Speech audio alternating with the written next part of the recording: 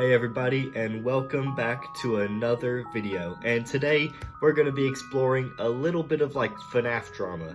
Well, I don't really know. Would you even call it FNAF drama? I don't even know if it like would be counted as drama really. It's more of just like a debate that's happening at the moment amongst the FNAF community on whether or not the FNAF movie will be rated R or rated PG-13.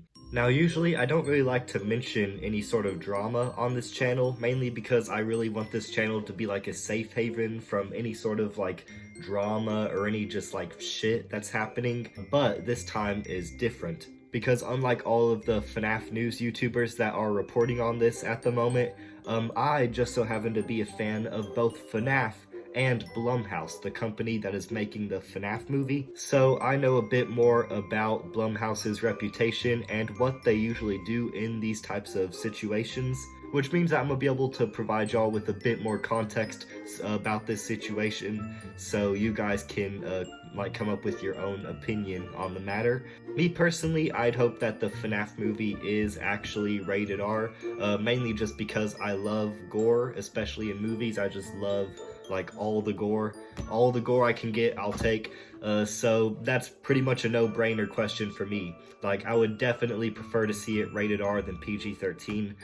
However, that doesn't mean I would hate it if it was PG-13. I still feel like if it's PG-13, I still feel like there is a chance that they can still make a good PG-13 horror movie, which I will be going more into in just a second. But before we get into that, let me know down in the comments, do I look like Josh Hutcherson? I kind of see the resemblance a little bit. I think I kind of look like a little bit like Josh Hutcherson. You know, the guy who's going to be playing Michael Afton in the FNAF movie. I don't know, maybe just because I'm white with brown hair.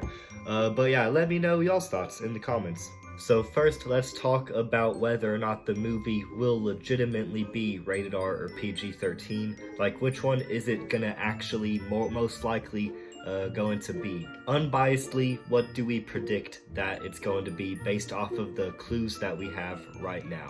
And I know that pretty recently, like, everybody's been talking about how there's this one YouTuber who's also working at the FNAF movie who replied to a comment saying that pretty much, oh, she overheard that some people were talking about the movie being PG-13. Now that is something that we have to back up this movie most likely being PG-13. And unfortunately, it would make sense if the movie was PG-13 because the FNAF franchise is already really geared towards kids. And it wouldn't be Blumhouse's first time making a PG-13 horror movie. Now, do I trust Blumhouse with making a PG-13 horror movie? That answer is more complicated, and we're going to be getting into that in just a second. But for now, let's talk about the proof that we have that this movie may be rated R, because believe it or not, we also still have some proof to back that up as well. Pretty early on into the development of the FNAF movie, Jason Blum replied to somebody on Twitter pretty much saying that the movie will be as gory and as bloody as it like needs to be. So that at the time gave me a lot of high hopes before all this stuff started coming out that it might be rated PG-13. So there's still actually a pretty good chance that it might be rated R. I feel like at the moment, with the clues and evidence that we have right now, I feel like it is going to be like 60% that like it might be PG-13 and like 40% that's going to be like rated R. Not by like what the audience or the fan base wants personally, that's a whole other thing in and of itself. But I just mean like based off the proof that we have, which one's more likely to happen. So far seems like PG-13 is just barely more likely to happen. Just barely though. I still feel like there's a pretty good shot of this movie being rated R. But now hypothetically, let's say that one of the two ratings has been confirmed for the FNAF movie. Let's say that the FNAF movie ends up being rated R. Yes, a lot of kids will probably not be able to see it, but it would also mean that we're going to get to see full-fledged, all-in moments from the FNAF lore, like spring locks, murdering kids, all of it. Anything your heart desires, we will be able to have all of it, no censoring, none of that. But if Blumhouse ends up making the FNAF movie PG-13, then things get pretty complicated. Now don't get me wrong, Blumhouse is very capable with making a PG-13 horror movie. Take for instance the Insidious movie. That movie is PG-13, and the whole time you're watching it, you never even realize that's PG-13. Like, I would have thought that that movie was rated R. Like, I wouldn't think much of like its PG-13 rating whenever I saw it. So that Insidious movie does prove that Blumhouse can make a good PG-13 movie. But just because they can make a good PG-13 movie doesn't mean that they always do. Take for instance the movie Megan. For those of y'all who don't know, the story behind the Megan movie's production is that pretty much it was originally going to be like a rated R movie. The script was made for it to be like rated R. It was filmed to be like a rated R movie.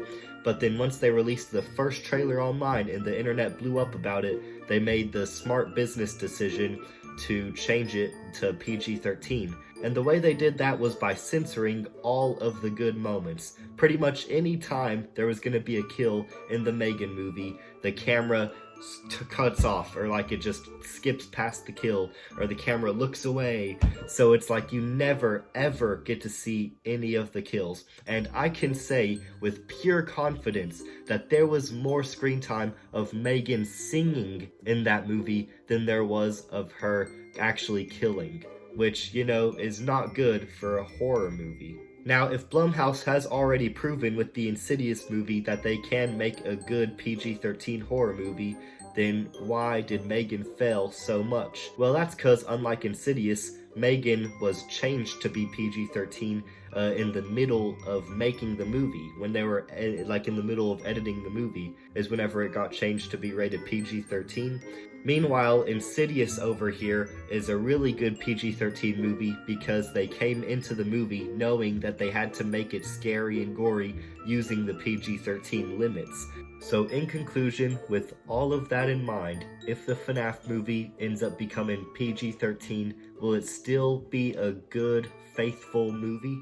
Well, the answer is yes. Blumhouse will definitely know how to make a good PG-13 FNAF movie as long as they don't pull a Megan and make it PG-13 after they already have planned to make it rated R in the first place. As long as they know whenever they're actually making the movie itself that they're working in the bounds of PG-13, then I think they have a pretty good shot at making a damn good movie. But all of this kind of brings up one final question. What's so bad about the FNAF movie being censored? If the FNAF movie is censored like Megan, why would that be a bad thing? Because yes, it may be a bad thing for me personally because I just love a whole lot of gore in my movies. Give me terrifier amounts of gore and I will just be in love with it, just absolutely. But I do know there's a lot of y'all who probably won't mind there not being any gore. So a lot of y'all are probably thinking, well, I'm not going to care if it's censored, or what if it is? So what if it is censored like Megan? What's it gonna matter? Well, pretty much this whole video, whenever I'm talking about there being gore in the FNAF movie, I'm not necessarily thinking about like animatronics killing some random guy and stuff, and oh, it wasn't gory enough, so I'm not gonna like the FNAF movie. I'm not talking about any of that. I am talking about moments from the FNAF lore. There's so many like dark and like stuff moments for the FNAF lore. And yeah, I know the fan base for FNAF is mostly like a younger audience, but the like early on lore and the lore of the first FNAF game, which seems to be mostly the story that this movie is tackling, dealt with some pretty heavy shit. It dealt with kids getting murdered, it dealt with a person getting stabbed with like an animatronic suit, the spring lock, and all that stuff. And as some of y'all have may seen from the leaked images already, spoiler alert by the way, we have seen official designs for the Springtrap head.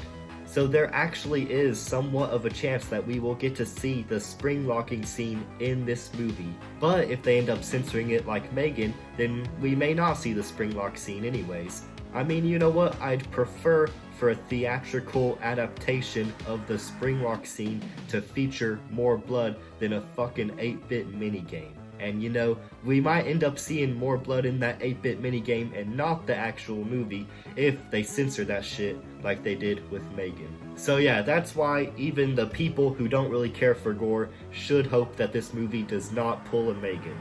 But like I said earlier in the video, as long as Blumhouse knows what they're doing and they don't do a last minute switcheroo like they did with Megan, then the FNAF movie should still be really good as a PG-13 film. But that's if it's PG-13. I mean, still, nothing is confirmed yet. I still believe that there is a chance of it being rated R, but you know, I guess we shall see. Time will tell. But yeah, thank y'all for watching. Make sure to like and subscribe if you did enjoy. Leave in the comments down below y'all's opinion on what the FNAF movie should be rated. I'd love to hear y'all's thoughts. And I will see y'all in the next video. Goodbye.